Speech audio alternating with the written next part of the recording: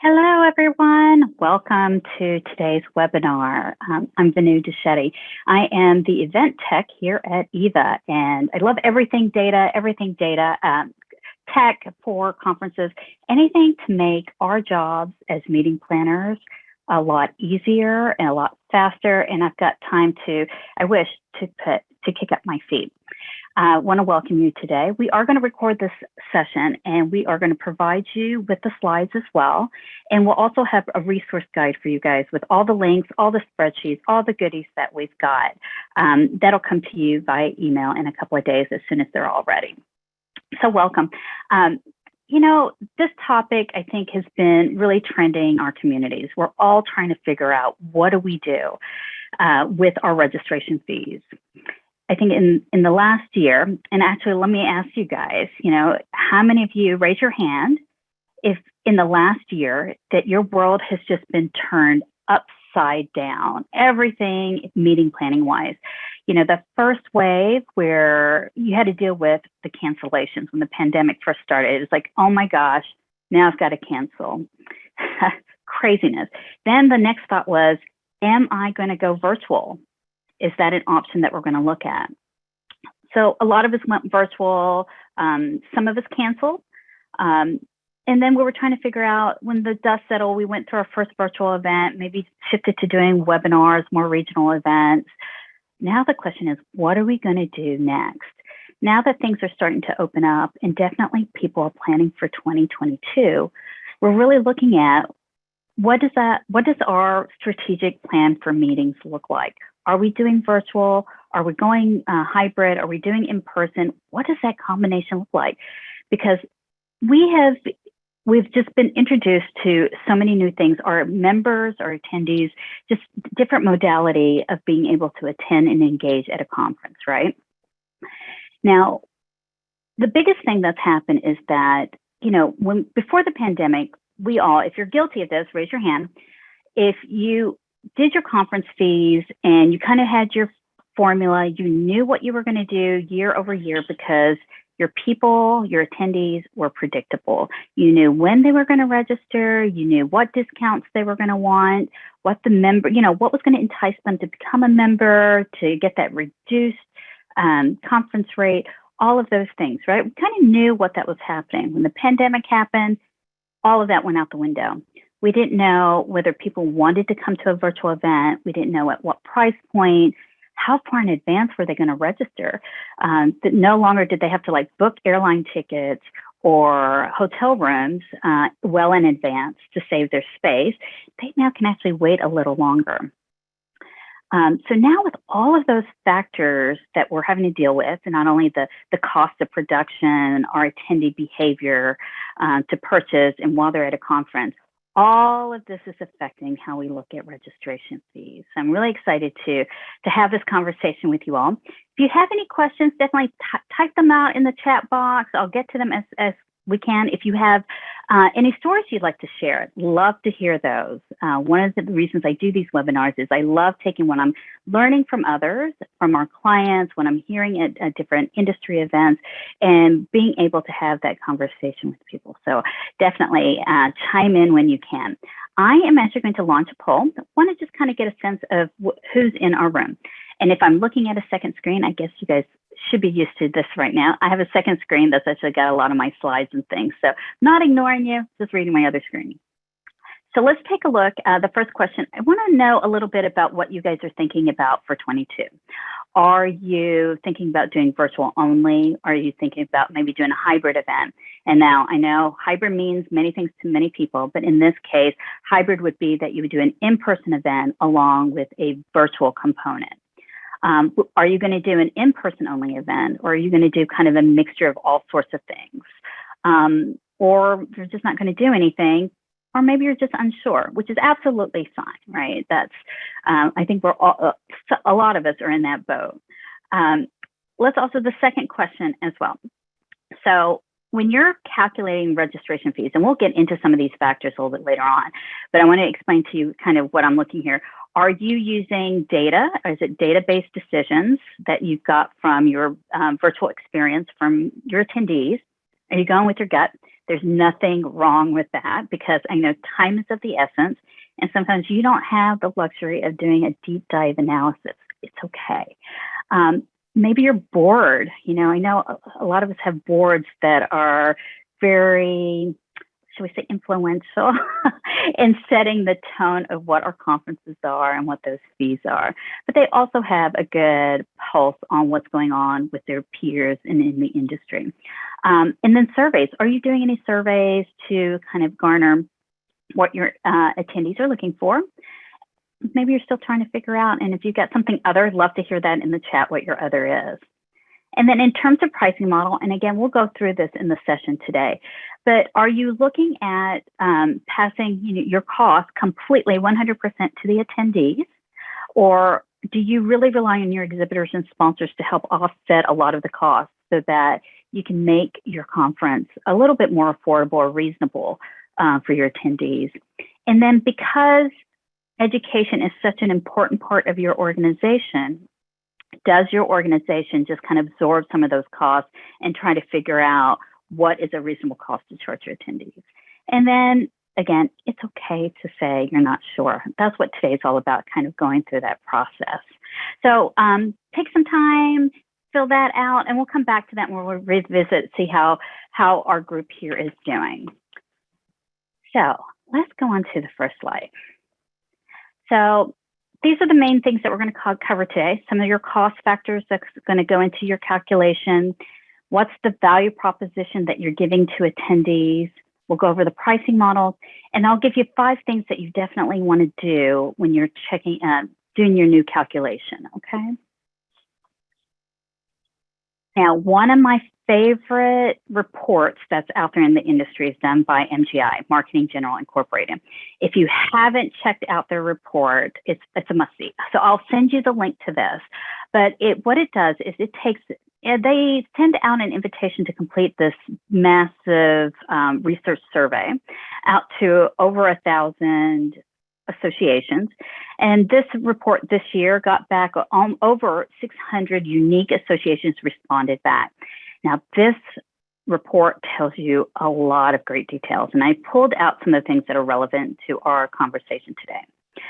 So out of the survey that they did, 69% of the associations still charged for their virtual conference last year. Now, I'm reviewing some of this data because I think it's good to know what other people are doing, right? We want to know what are other people's experiences, what's the market doing, what's other associations, what are they finding successes in? So this kind of gives us just kind of the lay of the land. And then those who tied their membership renewal rates to the conference fees were less likely to charge a registration fee or charge less for that. Very interesting, because I think that really ties back into the whole mission concept. Here's another little tidbit that comes out of this report from MGI, is that 59% of those that were surveyed will continue to provide virtual options next year. And I'm very excited about this because I think this is where the industry has been going. There have been the opportunities of doing webinars and just doing some things virtual. And I think the association world has been trying to embrace it and trying to figure out what to do with it. And a lot of that's come in the fashion of learning management systems, right? Having courses where you teach them online, whether it's self-paced or live. But that's really it has a little different feel, right? It's more of a classroom experience that lives on your LMS, your learning management system. But now we have this opportunity to engage people that couldn't be in person, whether we couldn't host that event in person or they couldn't travel, but you've opened up your doors to a whole new world. Very exciting. So it's great to see that 59% of associations will be doing something virtual in the future. And it's also interesting to see in the association world, I know that it's important to know the differences between an individual membership organization or a trade association or professional organization. But that's pretty much true for a lot of those individual membership associations as well. That number were 60% will continue to do virtual as well. I thought that was very interesting. So what's changing, right? 2022 is upon us. We've got travel bans that are lifting, but on the same note, people are still a little hesitant to travel, right? There's still some people that are like, I'm not sure if I want to go, or even their companies may not allow them to travel, especially knowing that there are now virtual options for people to attend to. It could be a great excuse to say, don't travel, do it virtually. Vaccine requirements. No matter where you stand on the issue of vaccines, it can either be a pro or a con for people to attend your conference. And the cost to attend in person. I know a lot of organizations, when they're looking at picking their site, when they go through a site search, they take that into consideration. How much is it going to cost for my attendees to come to this venue? So the cost to attend may either, I just was hearing on the news this morning, airline fares are going to be increasing in end of December and January. With that known, are people wanting to take on that added cost? And is virtual a good option for them? And then again, virtual opportunities exist. If they're there, then build it and they will come, right?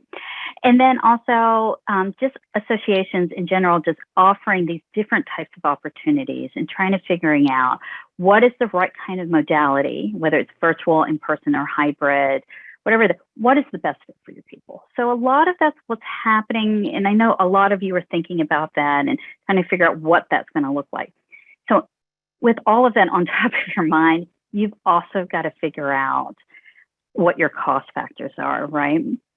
So you've got everything from, I think if you've gone searching for a conference platform out there, you probably have your spreadsheet of comparisons, right? There's that great spreadsheet that's on the meeting planners board on Facebook. There's a meeting planners national Facebook group that has this amazing spreadsheet of all these different conference platforms.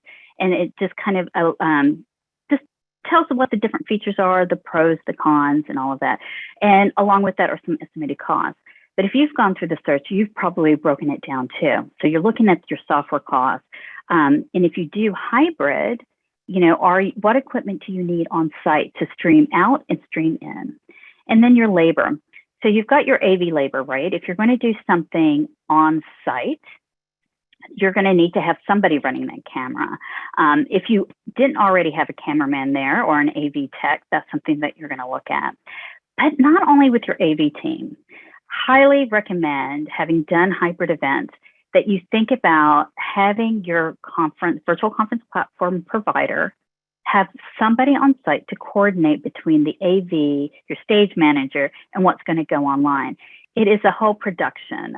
If you ever have seen, back in the day, I was a AP News, an associate producer for an NBC affiliate in Nashville, Tennessee. And I learned the whole production behind the scenes, which has helped me today. But it really does take quite the coordination to put any kind of streaming, right? News is basically like streaming, a little faster and crazier. But you still have all of those pieces that need to be coordinated, and having someone on site to do that and adjust to your on-site needs as well is really important. Now, let's not forget about internet. I think we've all learned valuable lessons in the last year. We did before the pandemic, right? We all needed internet for our mobile apps and to be able to access different softwares for our presentations. But now more than ever, if you're streaming, having dedicated bandwidth that you know about and you pay for that and you know what it is, that's really important. Now, I'm going to share with you, bear with me, I'm going to switch my screen. This is a spreadsheet I have used for years and have improved on. It's my master conference budget spreadsheet. Now, I know you all probably have your own versions of this as well. I'm happy to share mine with you, so you can also improve on it. But just to kind of give you an idea of how I look at the costs, right? But this spreadsheet has actually taken a physical in-person conference. Sorry, going kind of crazy with the Zoom there. Let's see. There we go. Taken an in-person conference and added the virtual component to it. The way this spreadsheet works, just in case you do want to use it, is each tab is dedicated to a category. In this case, I like to categorize things by GL, so I know exactly where things are going. But here you'll see that we've got, any additional temporary help. Now, if you're running a conference and you're doing a registration and you need to hire temps for that day, you'll definitely have that cost. Now you're going to have that cost also for virtual. And then your security, but we also have here at this virtual, your typical cost all the way down here, and then we have your virtual conference. So let's jump to the virtual conference tab. Now here, these numbers are just dummy numbers. They're not associated with the real conference. They're not based on any kind of numbers. They're just kind of fillers. So you've got data that's in the spreadsheet. Anywho, so here are different things that you wanted to think about when you're thinking about virtual costs. And these are the ones I talked about, your virtual text, your internet, your AV, all of that. And that all can roll up into your master spreadsheet. I like to break down costs also, not only for a general overview, but if I can, I like to see how much my costs are, especially with AV kind of stuff, is how much a plenary session costs, how much do breakout sessions cost, because, and this is getting totally off topic of registration, but I like to be able to go back to my key stakeholders and say, you spent a lot of money, you spent, say $500 per attendee for this one session. Was that of value to you? Are you getting back your ROI? Did you get what you wanted out of it? And I think once you start putting numbers to it, people start thinking twice about, do I need 2 screens in the meeting room for 10 people? No, you don't. But just wait, you guys know this stuff. It's something that just kind of a tool to help me out. But this is just one of many spreadsheets. I will share with you. There's a couple of others that I like that, let's see here. There's a couple of other spreadsheets I found, sample templates out there in the world, and I will share that with you when we send out the information about all of the resources. Let's see, let's go back to our PowerPoint here. All right, the next important part is about monetizing your value proposition, right? It's very hard. These things like the content quality, how people are engaged in your session, the speaker, that's so hard to put a dollar figure to, right? These are such soft, intangible items, but these are the types of things that is really, truly important to your attendees, right?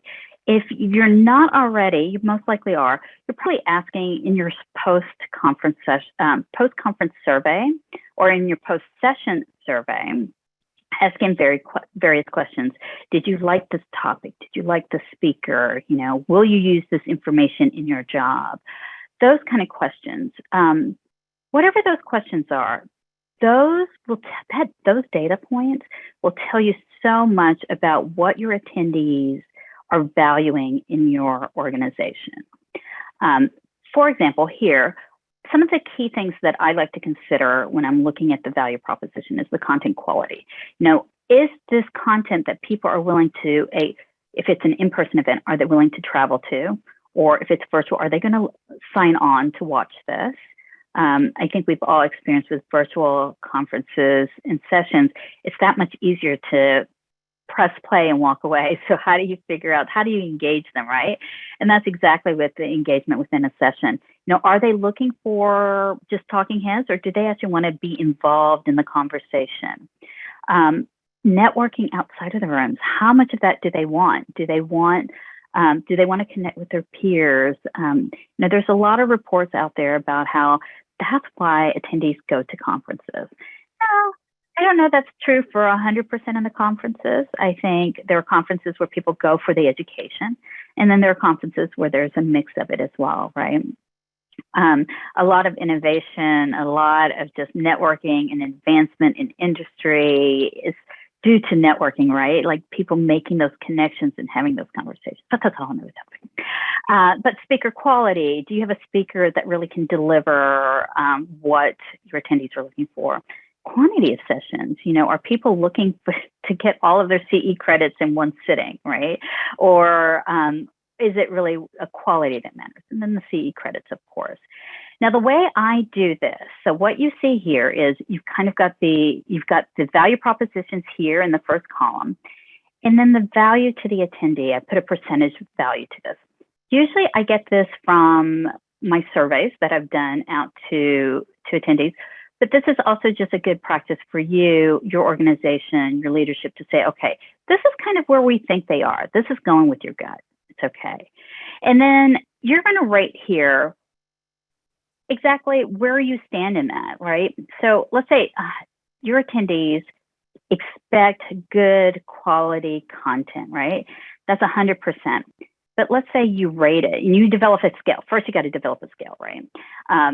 0 being a really low score, 3 being a high score. Depending on how you feel about scales, this can be 0 to 5. It can be really what you want it to be. Here, I like to choose 0 to 3 because you got to pick one, right? But here you do the content quality is 100%. I rated it at a 1 because I didn't think this quality was that great, so my score is a 1. So that's basic. A basic calculation. And I go through and I rate that, I score it, and then I get my score here. Since I have 6 different possibilities, and my max score is 3. The highest score can be 18. When I added up the score, I'm at a 10.4. So my percentage here is 57%. Now, what that's telling me is that from an attendee standpoint, my attendees value what I'm offering at 57%. Now, why is that important? It's important because that's going to help you determine where that balance is of your conference registration fees. The more valuable your session, your conference is to your attendee, the more apt they will pay for it, right? Especially when CE credits are involved and they need it in order to do their job and keep their job. So this is in no way is it very highly scientific or a statistician. A statistician would probably dive into it deeper, but from a very high level, it gets you a starting point, right? It gets you a place to say, okay, what are my values? What's important to my attendees? And where do we really come out in that? And either you're going to improve that rating and change your content quality or your speaker quality, or you're going to adjust it on your conference fees. But at least you've got a kind of a starting point there. Now let's talk about pricing models here. Now we can go for the kind of the retail for-profit kind of calculation, right? You calculate all your revenue from registration fees, sponsorship, exhibitors, anything that's non-dues revenue, you dump it in there. Then you subtract all your costs, and that's your net profit. And absolutely okay if that's what a lot of associations need to make money in order to keep their organization going, and that money they're getting majority from their annual conference. So if that's the case, you know that you kind of know what your calculation is going to be. Fairly simple, revenue minus cost. Easy peasy. Now, the second piece is the market. Now, you have comparing to if you have a competing conference, it's good to know what they're charging. What are you up against? Are they offering the same kind of CEs? You want to make sure that your pricing is competitive to them, or that you're at least making sure that you're doing apples to apples. If you're offering more than what another show does, then make sure you get that value proposition out there and you communicate it. Our show is valuable, and that's why we charge more. Just for kicks, this is research that was done by Statista. They've got all sorts of great conference data, and I'll make sure you get the link to this as well. But when they did, granted, this is in 2018 when we had in-person events and meetings. I am totally expecting that sometime in 2022, we'll start seeing more data about 2021, right? It's always a year late. But for right now, what this research says is that $657 per attendee is what the average cost is. So just kind of taking that into consideration and what your costs are and putting that, just kind of knowing what's out there in the world. Now, the third model is mission-based. Now, I think most associations fall into this place, right? They, as part of being a member of your association, you offer opportunities to get CE credits, to provide them with networking events, to meet peers. So all of that education certification is something that the association has to do. And in order to do that, you're willing to offset some of the costs to an attendee so they're not being burdened with the entire cost of the conference. But in order for you to do that, you've got to actually talk about what that value add is to your membership. Now here, in terms of when you do try to figure that out, you've got to figure out how much of the cost you do need to cover. Now, this goes back to that, the rating system that I sent you. So if you have a conference fee, you figured it out that in order, you figured out all your costs, you figured out what your sponsors and exhibitors doing, and you're like, okay, here, for me to break even, I need to charge per person $17.50. Let's just say that's a number. And then let's say in terms of the value I'm giving back to the attendee, I'm saying that we're really valuable. Let's say it's 75%. That's that whole value add slide that we took a look at. So I can say, we're going to absorb some of that cost. This is just one way to do that. So let's get down to the top 5 tips here. Your checklist. First, determine what your financial goals are. This is another great report that came out by Digital, and basically talking about what organizations, in terms of what are their financial goals for their conference, for their virtual conference. Does it need to be self-sustaining, which is basically that break-even or break-even point? Profitable, meaning that you got to do more than cover your costs, right? And then no need to be self-sustaining. That's the more of the mission-oriented. So just depending on where your organization is and what your revenue structure is, you're going to fall into one of those 3 bits. But I thought this was interesting to take a look at what other organizations are doing out there in the world. Okay, know your costs. Again, it goes back to that spreadsheet. These are the other 2 spreadsheet templates I'm going to send you. Just know exactly what you're getting into, every little bit. If you have the experience of virtual, you've got most of it done. And if you're going to do hybrid, you've got a little bit more work to do. But having your costs is kind of your starting point, right? To determine what your registration fees are going to be.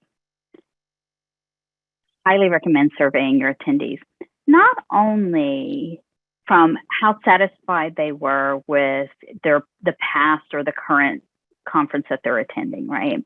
But ask them what they want, what they're looking for, especially with the world changing so much, and just different expectations and just different opportunities that are out there. Ask them what they're looking for. Are they looking for networking? How much do they want? Ask them what kind, in terms of, do they want it virtual or hybrid or in person? And how much of it do they want? Do they want it all at once, or do they want it, throughout the year? But asking these type of questions like CEs, just asking them, not necessarily relevant to just the conference that they did, you're going to get a lot of insight. And instead of going with your gut or just what your board is telling you, you'll now have the data set to actually guide you in your decision of not only how to program your conference or what type of conference to do, if it's virtual, hybrid, or in person, but also help you with the fees. You can say, this is what they value, and this type of event is they're willing to pay for. Number 4, educate your attendees. I love this article in ASAE. They talked about one association, how, they took a very different approach. They're like, no, we're not lowering our fees, and we're not going to give it away for free. We have valuable content to provide you. And guess what? There's a cost to production to give you that content. Thought this was wonderful. And the way this organization did it, it's AJAS, it's the Jewish Society, American Jewish Society. And the way they did it, I've actually communicated it not only in their marketing, but also on their FAQs. And this is some of the wording that they did. They're like, yeah, we would love to be able to do this for free, but there's a cost. And in order to do that, here are some of the costs that we get. attendees don't know. This is not their job. They're not meeting planners. They just attend. And I think that goes a long way to tell them, not only do we have costs, but we are also spending a lot of time and effort to make sure we're providing you with great content, which is valuable. So I love this piece. And I think there's a lot of examples, especially on ASAE, about how to communicate that value proposition. And then listen to the data. I have a fun dashboard. So I know I am always gathering 100 different spreadsheets from different places, from Zoom, from my registration database, from my AMS, from my credentialing, it's all over the place. And I'm having to do 100 different VLOOKUP tables and pivot tables and this and that and the other to get what I want. But some of your data in all of these different places have different stories to tell you. One of the exciting things that we've done here at EVA is have an analytics dashboard, and it puts all of this data in. And actually, let me pull that up for you guys so that you can see what it looks like and what I'm talking about. And once you see this, you're going to be like, oh my goodness. So here it is. Here's our analytics dashboard. It basically takes all of those spreadsheets I'm talked about, and it dumps it into this dashboard. And there are different things that you can take a look at. But this specific dashboard, this specific pane, really speaks to what we're talking about here today with the conference registrations. Here you can see that you can look at it in different ways in terms of different registration types. I can say, okay, I want to know all my members who paid full conference. I want to know, well, they're members. I want to know their activity dates in 2022. But then here I can say, okay, 100% of those members went to a sponsor page. 73% went to a session. 50% went to a different page on my virtual platform. But what this is great for me to say is that, okay, they're valuing the opportunity to meet with sponsors and exhibitors. There's something that my exhibitors and sponsors here did that my attendees want to be at. So again, it just helps me understand, not only from a programming standpoint, but saying, okay, so maybe if I show my sponsors and exhibitors this, they're going to get excited, and maybe I can show them ROI, so they're paying more into it to drive down that attendee cost. Also, what you can see here is just the different activities by titles. So if your organization is going through a major membership acquisition or retention program, and you're trying to do more of the upper level, higher level C-suite type of job titles, then you can see here, you can see it broken down saying, okay, only one person with a C-level title attended the session. So, maybe this conference isn't right for them. So maybe I don't offer them discount codes because that's probably not what they're going to be interested in. But this is just, I wanted to show you how different data points here, from your membership type to their job titles to their demographics, all sorts of promo codes, all sorts of things that can go into to help you figure out what that behavior is, so you can plan your registration fees. It's not only the program, again, it's about discount codes, it's about the fees, but all of those factors that can go into it. Let's see here.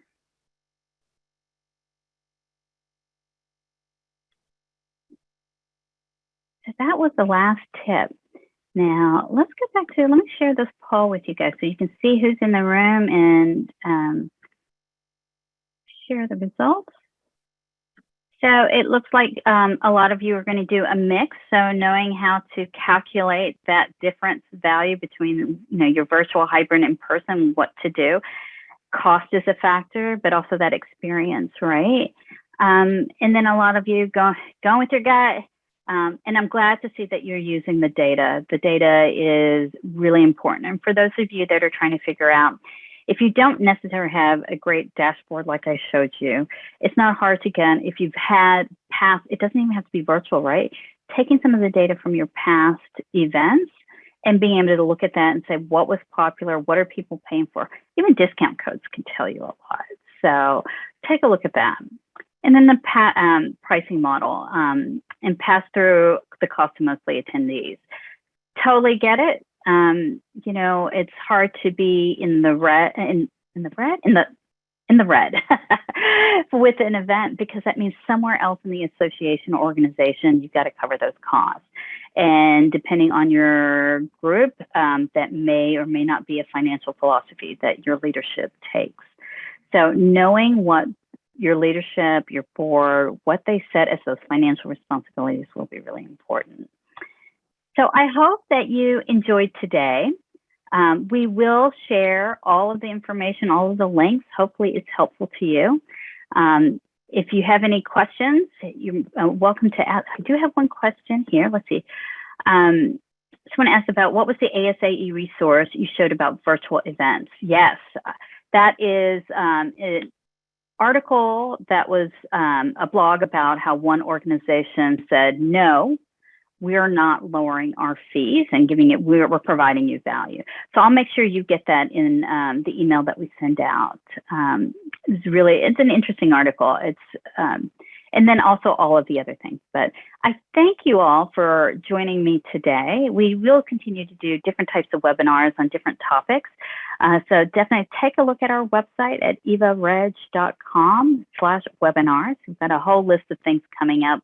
Hopefully this was helpful to you. We look forward to seeing you again. Thanks for joining us. Bye-bye.